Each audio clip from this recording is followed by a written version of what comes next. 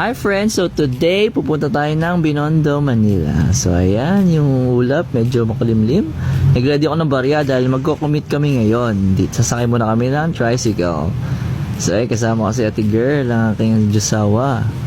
Ayan na, tricycle kami. Kaya ito pala yung feeling, tricycle ulit. So lahat kami dyan sa may Pasay Rotonda. Tapos tinamad kami umakyat gamit ang hagdan. So nag-elevator kami dyan papunta ng LRT1 EDSA. Ayan, syempre, mayabang tayo, may beep card. Dito tayo sa beep card lane. Okay. So, fit check muna. Kasi munti ka mahulog yung cellphone. Oop. So, ayan na, dumating na yung train. Ang tagal namin naghintay dyan. Diba, ang ganda talaga ng LRT, oh. Uy.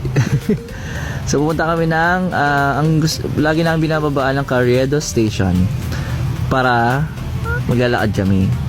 Wala lang, gusto na lang maglakad-lakad. So, pumunta namin muna ay sila kay Chinatown Mall. So, diyan kami maglalakad kami sa may Tetuan Street. Hanapin namin dyan. Ayaw namin doon sa Ongpin kasi medyo magulo.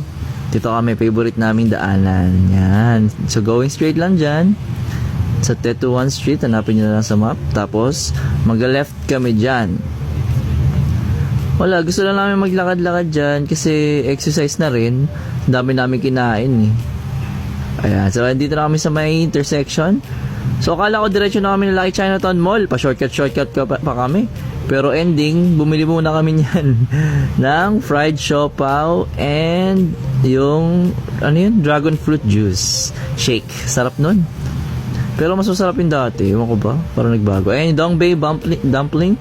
So diyan kami dumadaan sa may shortcutan papuntang Lai Chinatown Mall. Yung merong tulay na sumusuntok sa ilong ang amoy dyan sa Hongbon Bridge kasi na basura, pero okay lang, shortcut naman. So ayan, nakarating na kami, holiday na dito sa mall. CR muna ako sa taas sa third floor kasi libre lang, kasi may bayad yung sa second floor. So ito, pupunta na kami muna na after nung sa Lucky Chinatown Mall. Nagpalamig lang kami doon, punta kami ng 168 Shopping Mall.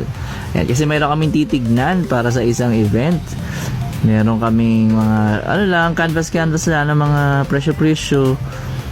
Ayan, mga damit to. Ang dami talagang damit dyan. Sobrang sulit na mamili, no? Kung may marami lang tayong budget talaga eh. Sarap di pang negosyo yung mga ganyan. Uy! May mga gown. Ayan. Tingin lang kami dyan. Tapos,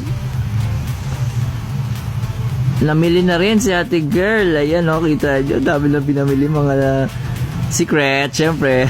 Akala nyo, ha? So, ayan, kain muna kami sa may rice mill, sa may Mumu. Bago yan, eh. M-O-O-M-O-O. Korean something. House of Bibimbap. Ayan. Sobrang sulit, guys. Kasi sobrang dami naman, no? Binili ko, Angus beef.